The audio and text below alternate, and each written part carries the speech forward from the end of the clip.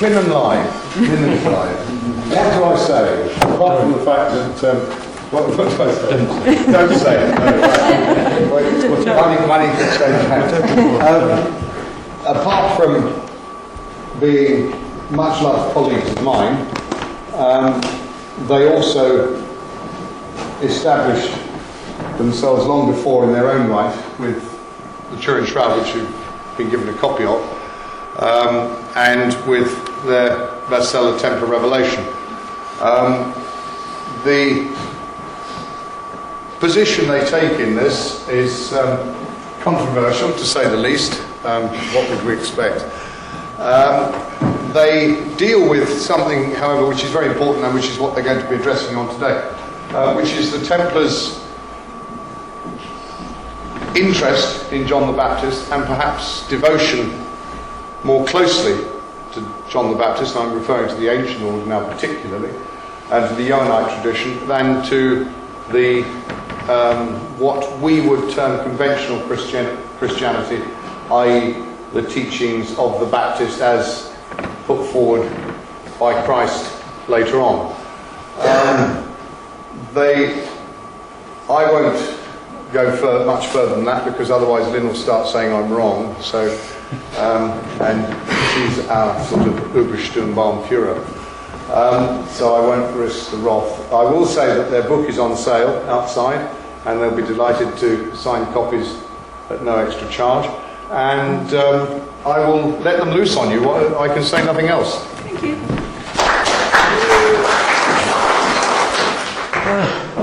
Thank you. Could I just make sure everyone can hear okay? People at the back, Steve, yeah, good, well done. Yes, the way I want to approach this is to start by addressing a question that I think probably most of you here will be interested in, which is the modern Templar orders that Stephen was talking about at the beginning. Do they really have any connection with the medieval Knights Templar? And as Stephen said earlier, that their kind of corporate position, if you like, is really maybe, but it doesn't really matter. The modern orders, the various national priories and the international movement, can trace itself back to 1804, when there was an order of the Temple set up in Paris. But it's a question of whether that was founded in 1804 or whether the order was revived in 1804. The founder of the 1804 order claimed that he was actually reviving the medieval order, which had never gone away. It had just been hiding for 500 years, and he had documents to prove it. And the orders that are around today that are connected with NATO and the United Nations trace their descent from that, but they're saying beyond 1804 it doesn't really matter. But despite that line, the Templars' official line today, Lynn and I believe that there is a direct continuation all the way through, from the medieval Templars through to this Order of the Temple that was set up in 1804, and therefore through to today's orders. But the reason we think that is because we came at it from quite an unusual direction. And I'll briefly explain the chain of events that got us there. And surprisingly, it actually started with our research into the Turin Shroud, which led to the first book that we wrote together back in 1994, which you all should have a copy of. And very briefly, I mean, without wanting to give the plot away, but the title pretty much does it, we came to the conclusion that the Turin Shroud is a fake. It was faked by Leonardo da Vinci. But the story is more interesting than it just being a fake. He did it for particular reasons. And looking at his motives, Leonardo's motives, led us to a rather neglected area of the European esoteric traditions, a thing called the Johannite Tradition, which is a set of beliefs and ideas that centre on the importance of John the Baptist. And just to quickly deal with a complicating issue that's just far too complicated to go into, you sometimes also get the term Johannite used of traditions and beliefs centred on another St John, which is St John the Evangelist, the disciple of Jesus. But in this talk, when I say Johannite, the John of Johannite in this talk is the Baptist. There is actually a relationship between the two traditions, but it would take hours to explain what that is. Very briefly, our research into Leonardo and the Turin Shroud, when we're looking at Leonardo and his motivations, we found that he had this, what amounts to a kind of fixation on John the Baptist, which is very odd because Leonardo da Vinci was, certainly known to be no lover of the church, no lover of Christianity. He's either thought of as, at best, an atheist, at worst, a heretic. So he's got this thing about a Christian saint, this kind of real obsession that runs through his paintings. When you actually look at it, in a kind of coded way, Leonardo in his paintings, and there are examples of this in the book, is saying that John the Baptist is really important. In fact, he's saying he considers him to be more important than Jesus. And following on from that, again, cutting a long story very short, this led then I to look at various secret societies and esoteric groups that were part of this Johannite tradition and who are around today. And this is what led us to write the Templar Revelation. And all these groups that are around, they claim that they're descended from the Templars, the medieval Templars. They also proclaim themselves to be Johannite. They have this same emphasis on John the Baptist and these suggestions that he's important not just as the forerunner of Jesus, but somehow important in his own right. And sometimes you often get the feeling that they're saying he's actually more important than Jesus. And it's a whole network of related secret societies and groups which form this network. To pick one, because it's a fairly well-known name, it's the Priory of Sion, which became famous in the 1980s in the Holy Blood and the Holy Grail. And the Priory of Sion, for example, says that it was founded during the Crusades. It was founded alongside the Knights Templar, and the two organisations were kind of two wings of the same society. But they say the reason they were both founded is because some of the leaders of the First Crusade, when they were in the Middle East, having captured Jerusalem, encountered what they called the Church of John. And the secrets that they learnt from this Church of John led these Crusader leaders to found both the Priory of Sion and the Knights Templar. And the Knights Templar, again, in the Priory of Zion's documents, the Templars are referred to as the sword bearers of the Church of John.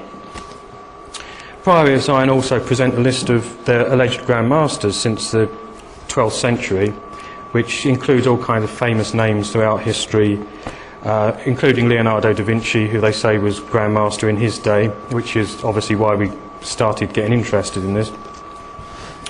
They have this thing where their Grand Master always takes the title John, so that Leonardo da Vinci was John the 9th, and his successor as Grand Master, they say, became John the 10th.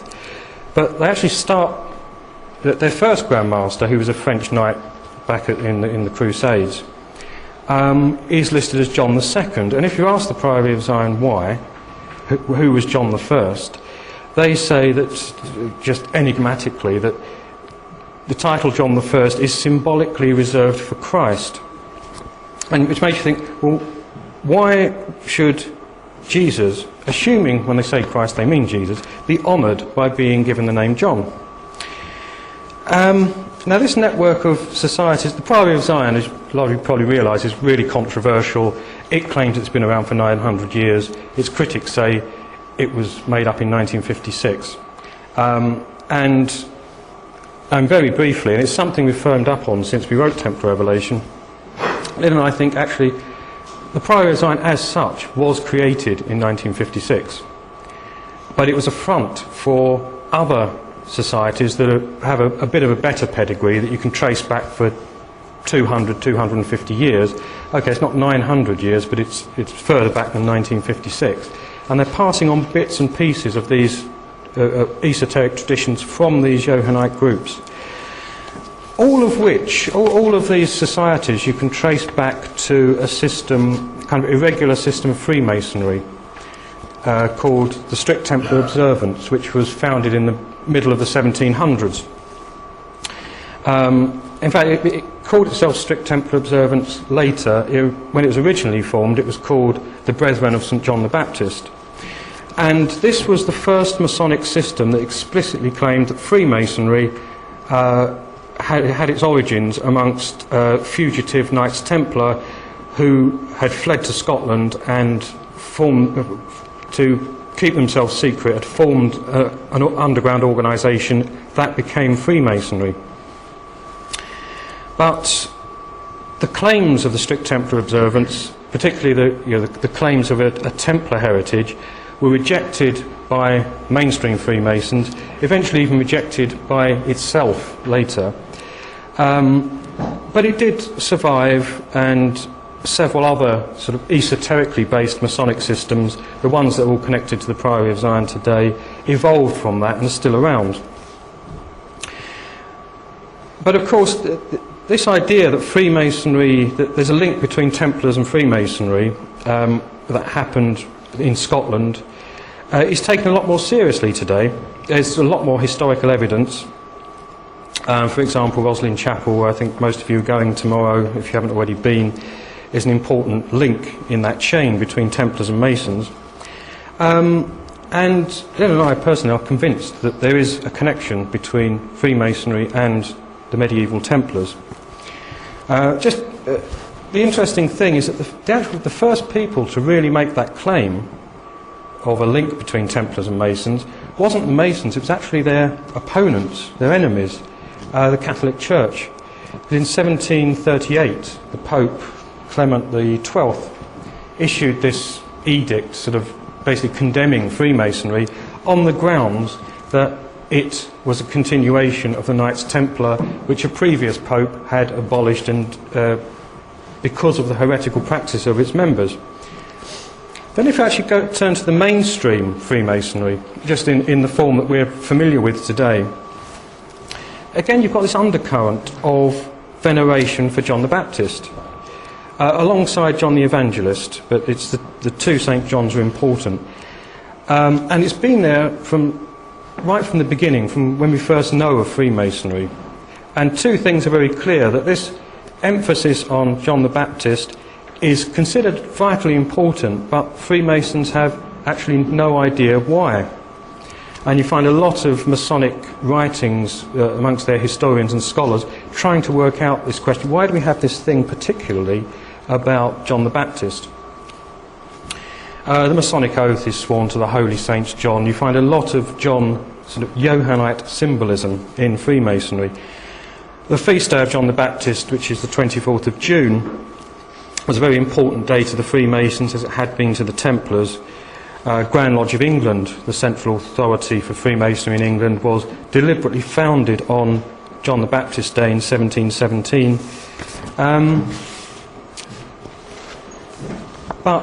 So it's there, this emphasis on John the Baptist is there, but it's very clear Freemasons have no idea why that should be. It's just a core part of their traditions.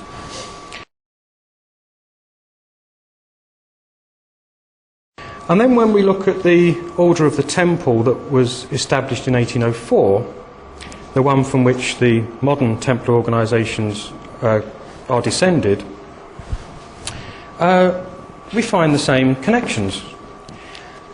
The same connections with Johannite tradition. And briefly to explain how this order came to be established in 1804, the lead in this was taken by a man named Bernard Raymond Fabre Palaprat, who had been a priest. He'd left the priesthood because he wanted to marry, and then he became a doctor and was a doctor to kind of Parisian high society. And he claimed he had this document, this charter, thing called the Larminius Charter, which gave him the authority to reconstitute the Order of the Temple. Because, according to this story, what had happened is that the last Grand Master of the medieval Templars, Jacques de Molay, before he was executed, had secretly passed on the Grand Mastership to one of the other members who escaped, and that the order had survived ever since. And each successive Grand Master had signed this charter to show the continuity. And then in 1705, there was a meeting in Versailles in which the Duke of Orleans, who was the regent of France then, had used this charter to kind of reinvigorate the order. It took on new members, most of whom were French aristocrats who were virtually wiped out during the French Revolution. And eventually only 4 quite junior members of this order survived, one of them being Fabre Palaprat.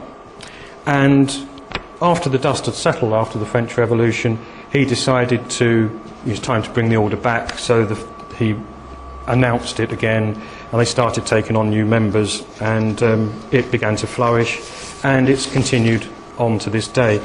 The controversy is over this charter is, did it really go back to the last Grand Master of the medieval Templars, or was it, did Fabre Palaprat fake it?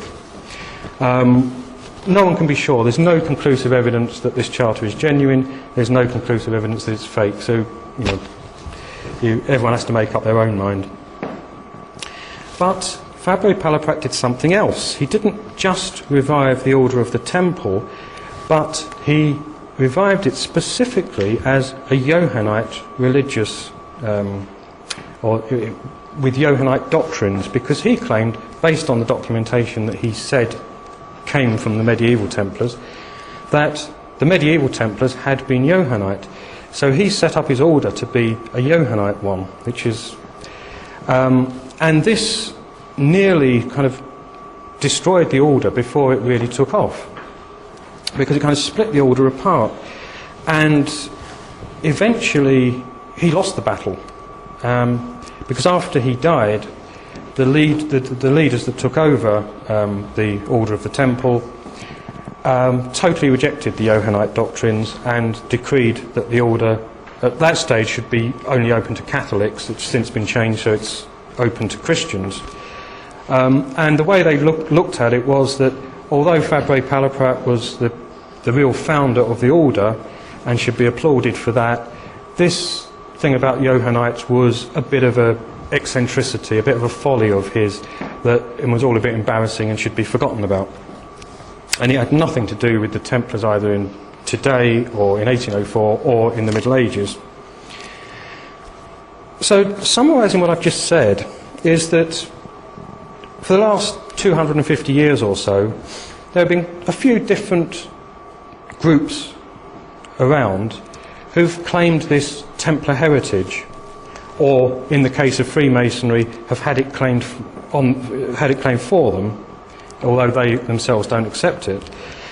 And in all these cases, we find there's this emphasis on John the Baptist, we find the Johannite tradition, for reasons that those groups either seem to have forgotten or that they just won't tell us. So we've got it with Freemasonry, we've got it with the societies that descended from the strict Templar observance, and we've got it with Fabre Palaprat's Order of the Temple, which very quickly, after he died, got rid of the Johannite elements. So wherever you find claims of Templar descent, you also find John the Baptist.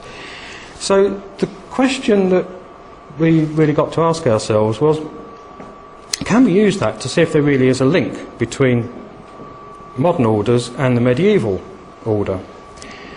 Because if you could find this emphasis on John the Baptist is so unexpected and inexplicable, and it puzzles you, you don't quite know why it's there. If the medieval Templars also had this thing, if they were part of the Johannite tradition, then that would just be too much of a coincidence and leads you to think there has to be a connection between the fairly recent orders and the medieval order.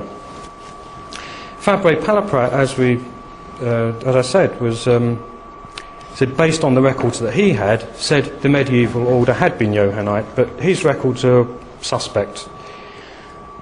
On the other hand, there's an organisation whose records on the medieval Templars should be more reliable, which is the Vatican, because they suppressed the order and they should know why they were suppressing it, which makes it significant. In the middle of the 19th century, Pope Pius IX actually stated that the Templars had, in his word, been Johannite from the very beginning.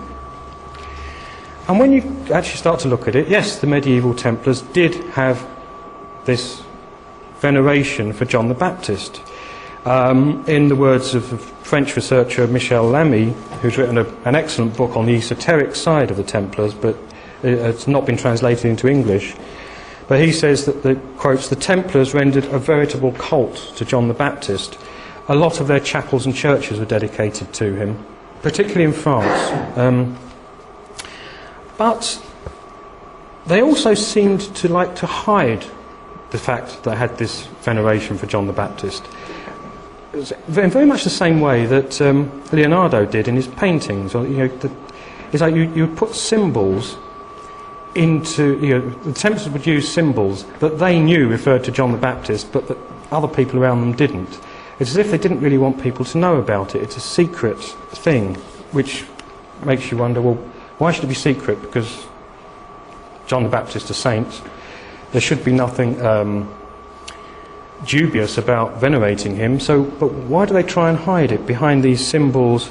For example, the most obvious symbol is the Lamb of God, the Agnus Dei, which is mostly a symbol of Jesus as Lamb of God, but to various different groups, because it was John the Baptist who said of Jesus, "Behold the Lamb of God," that the Lamb has become a symbol of the Baptist as well. And this is the way that the Templars used it, because you often find that the Lamb of God associated with severed heads, which of course makes you think of John the Baptist because he died by beheading.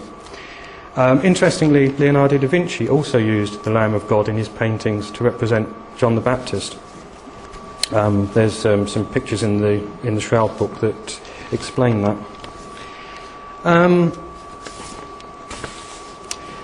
The Lamb of God was the seal used by the Templars of the Languedoc, which was kind of their homeland in the south of France. It's where most of their properties were, and most of the kind of interesting stuff they got up to seemed to happen. But also you find the seal of the Grand Master, the Templar Master of England. On one side it's got the Lamb of God, on the other side it has the head of John the Baptist. So, it's just making the point that when the Templars use Lamb of God, it's really their symbol for John the Baptist. In lots of tempered chapels you find disembodied or severed heads. They don't actually identify them, but when you think about it, John the Baptist, the saint that died by beheading. You also think of Baphomet, the idol that the Templars were accused of worshipping when they were suppressed, which is described in various ways, but the vast majority of times it's a head. It's the head of a bearded man. It's a severed head, or the image of a severed head. Some of the Templar Knights who were questioned by the Inquisition actually said it was the head of John the Baptist, and a possible derivation of the name Baphomet, which no one quite knows what it means, but does actually come from the Greek words for baptism. Yuri talked about the link between the Templars and the Holy Grail legends. Most particularly, there's Wolfram von Eschenbach's Parzival, which was written in the early 13th century in Germany, in which, in his version, the knights that guard the Grail are explicitly called Templars. Interestingly, in the 19th century, the esoteric scholar A.E. Waite studied the Grail legends, and he concluded that they embodied the doctrines of what he called a hidden church, that he specifically identified as Johannite. And when you go through the Grail legends, there is, again, a great emphasis on things to do with John the Baptist, severed heads. As you already said, the actual original Grail, the thing that they based the legends on, was originally a severed head on a platter. But then they kind of changed this to become this mysterious thing called a grail, which in the original versions is just a grail. They don't say what it is. Only later it becomes this cup bearing Jesus' blood. As if they're hiding the fact that the object of the quest and the secret you're supposed to uncover is a secret to do with somebody's severed head on a platter. So the medieval Templars, when you look at, they really do have this veneration for John the Baptist. It's hidden, it's unexpected, and then we find this same veneration held by Johannite groups and societies that claim they're descended from the Templars, which makes you think the connection isn't a coincidence, which is why we think this... Well, it leads us to two conclusions. The first is that modern Templar organisations that descended from Fabre Palaprat's order that was created in 1804 really are the direct descendants of the medieval Templars, but ironically that along the way they've either forgotten or rejected the element that was most important to the original Templars, which is the Johannite side of things. But that only really shows us that the medieval Templars, who were founded in the early 12th century, held Johannite beliefs, which were adopted by the groups that came after them, or descended.